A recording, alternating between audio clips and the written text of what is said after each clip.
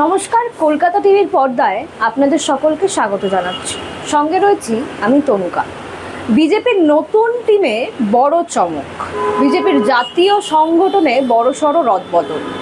নতুন জাতীয় সভাপতি নীতিন নবীন ঘোষণা করলেন তার নতুন টিম, আর সেই তালিকায় সবচেয়ে বড় চমক হচ্ছে দীর্ঘ বিরতির পর কেন্দ্রীয় সংগঠনে গুরুত্বপূর্ণ পদে ফিরলেন প্রাক্তন কেন্দ্রীয় মন্ত্রী স্মৃতি ইরানি। স্মৃতি ইরানিকে জাতীয় সাধারণ সম্পাদক করা হয়েছে।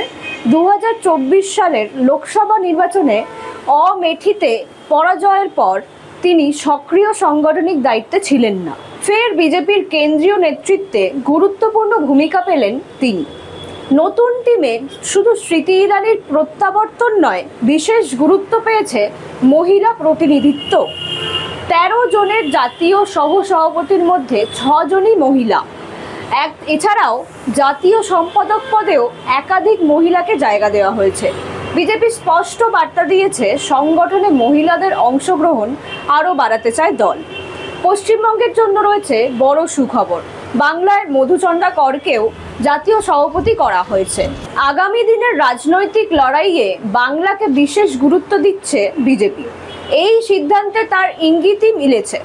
এছাড়া উড়িষ্যা, কেরল এবং উত্তর পূর্ব ভারতের একাধিক নেতাকেও গুরুত্বপূর্ণ দায়িত্ব দেওয়া হয়েছে বলেই জানা যাচ্ছে। অর্থাৎ বিজেপির শুধু উত্তর ভারত নয়, দেশের বিভিন্ন প্রান্তে সংগঠন আরো শক্তিশালী করার লক্ষ্য নিয়েই এগোতে চাইছে বিজেপি। দলের মিডিয়া এবং সোশ্যাল মিডিয়া বিভাগেও আনা হয়েছে পরিবর্তন।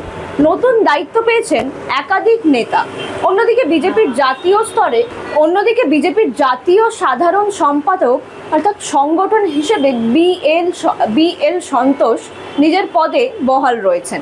সব মিলিয়ে বিজেপির নতুন 3টি বিষয় স্পষ্টভাবে উঠে এসেছে: অভিজ্ঞ নেতাদের ধরে রাখা, নতুন মুখ সামনে আনা এবং মহিলা ও আঞ্চলিক প্রতিনিধিত্ব বাড়ানো। রাজনৈতিক মহলের মতে এই সাংগঠনিক রদবদল শুধু দলের অভ্যন্তরীণ পরিবর্তন নয়, আগামী নির্বাচনী লড়াইয়ের প্রতিশ্রুতিরও বড় ইঙ্গিত বলেই জানা যাচ্ছে।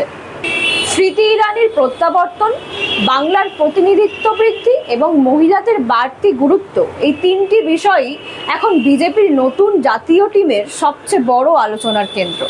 এই ধরনের আরও আপডেট পেতে চোখ রাখুন কলকাতা টিভির পর্দায়, রাত দিন 7 দিন।